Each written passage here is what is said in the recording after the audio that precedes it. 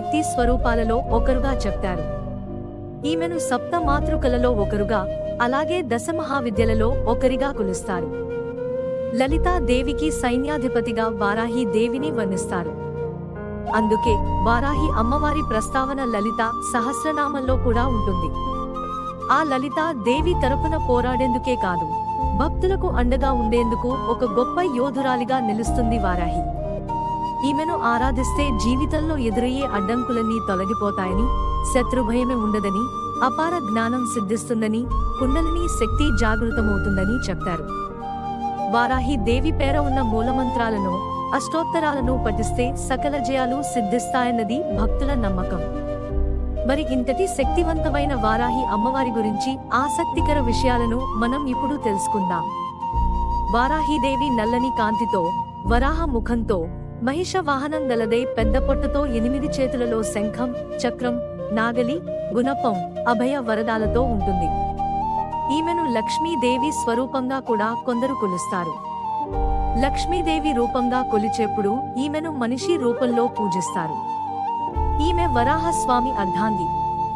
శివుడి నుండి శివాని, విష్ణువు నుండి వైష్ణవి, బ్రహ్మ నుండి బ్రహ్మాని, ఇలా వరాహస్వామి నుండి వారాహి ఉద్భవించింది.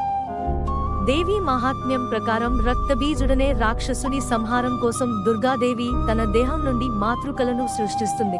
అలా పుట్టుకొచ్చిన మాతృకలతో రాక్షసుడిని, అతని సేనను సంహరిస్తుంది. శుంభుడు దుర్గాదేవిని ద్వంద్వ యుద్ధం కోసం రమ్మని సవాలు చేస్తే ఆమె తిరిగి మాతృకలను తనలో ఇముడ్చుకుని రాక్షసుడిని సంహరిస్తుంది. వామన పురాణం ప్రకారం మాతృకలు అమ్మవారి రూపమైన చండిక నుండి ఉద్భవిస్తారు. వీపు భాగం నుండి వారాహి పుడుతుంది. ఈమె వాహనం గేదెగా తెలుపబడింది. అయితే రక్తబీజుడి కథలో ఈమె వరాహ రూపంలో శవంపై కూర్చుని ఉండి తన దంతాలతో రాక్షస సంహారం కావిస్తుంది. గుర్రము, సింహము, పాము, దున్నపోతు, గేదె వంటి వివిధ వాహనాల మీద ఈ తల్లి సంచరిస్తుంది. తాంత్రికులకు ఇష్టమైన దేవత. వారాహి దేవి మందిరాలలో ముఖ్యంగా తాంత్రిక పూజ జరగపడం సర్వసాధారణం. వామాచారం పాటించే భక్తులు రాత్రి పూటల తాంత్రిక పద్ధతులలో పూజిస్తారు. ప్రతి మనిషిలోనూ వారాహి శక్తి నాభి ప్రాంతంలో ఉండి మణిపూర, స్వాదిష్టాన, మూలాధార చక్రాలను ప్రభావితం చేస్తుంది. వారాహిమాత ముఖ్య దేవతగా ప్రతిష్ఠించిన కొన్ని ఆలయాలలో దర్శనం సైతం రాత్రి వేళల్లోనో, తెల్లవారు జామునో మాత్రమే ఉంటుంది. దేశంలోని వివిధ ప్రాంతాలలో ఆలయాలు ఉన్నప్పటికీ చౌరాసి, వారణాసి, మైలాపూర్లో ఉన్న ఆలయాలకు ప్రాధాన్యత ఎక్కువ.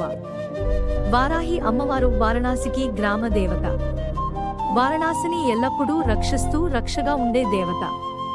ఈమెకు వారణాసిలో ఒక విచిత్రమైన దేవాలయం ఉంది. ఈ దేవాలయంలోకి మనం ఎప్పుడు పడితే అప్పుడు వెళ్ళడానికి వీలు పడదు. ఈ ఆలయం ఓ భూగర్భ గృహంలో ఉంటుంది. తెల్లవారుజాము 4:30 నుంచి 8 గంటల వరకు మాత్రమే తెరిచి ఉంటుంది. ఆ సమయంలో గ్రామదేవత అయిన వారాహి అమ్మవారు వారణాసిని చూసి రావడానికి వెళుతుందంట.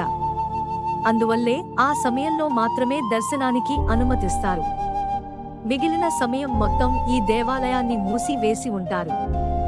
ఇక ఆలయం తెరిచిన సమయంలో దర్శనానికి వెళితే నేలపై 2 రంధ్రాలు కనిపిస్తాయి. వాటి ద్వారా మాత్రమే అమ్మవారిని దర్శించుకోవాలి. ఒక రంధ్రంలో నుంచి చూసినప్పుడు అమ్మవారి ముఖం మాత్రమే కనిపిస్తుంది. మరో రంధ్రం నుంచి చూసినప్పుడు అమ్మవారి పాద ముద్రలు కనిపిస్తాయి. వారాహి అమ్మవారు ఉగ్రరూపిణి కాబట్టే ఇలా రంధ్రాల ద్వారా దర్శించే ఏర్పాటు చేసినట్లుగా చెప్తారు. ఆగమ శాస్త్రం ప్రకారం ప్రతి శిల్పాన్ని ఉగ్రకళ లేదా శాంతి కళతో మలచబడి ఉంటుంది. ఉగ్రకళతో ఉన్న విగ్రహాల్లో సాధారణంగా శక్తి ఉంటుంది. ఈ శక్తి దుష్ట శక్తులను అణచడానికి వీలుగా రూపొందించబడింది. ఇలా ఉగ్రరూప ధారిణి అయిన అమ్మవారిని చూడటం కేవలం ఉపాసన బలం ఉన్నవారికి మాత్రమే వీలవుతుందని, అది కూడా అమ్మవారు గ్రామ సంచారంకై వెళ్ళినప్పుడు మాత్రమే కుదురుతుందని చెబుతారు. వారణాసిలోని దశాశ్వమేధ ఘాట్కు ఎడమ వైపున ఉంటుంది ఈ వారాహి అమ్మవారి ఆలయం. ఈ వారాహి దేవి కవచం పారాయణం చేస్తే ఎంతటి కష్ట సాధ్యమైన పనులైన త్వరగా పూర్తి అవుతాయి అని చెప్తారు. అఘోరాలు తాంత్రిక సిద్ధులకై రాత్రివేళల్లో ఈ అమ్మవారిని పూజిస్తారు. ఇంతవరకు మీరు ఈ వీడియో చూశారు అంటే వారాహి అమ్మవారి మీద మీ భక్తి అనంతం. ధన్యవాదాలు.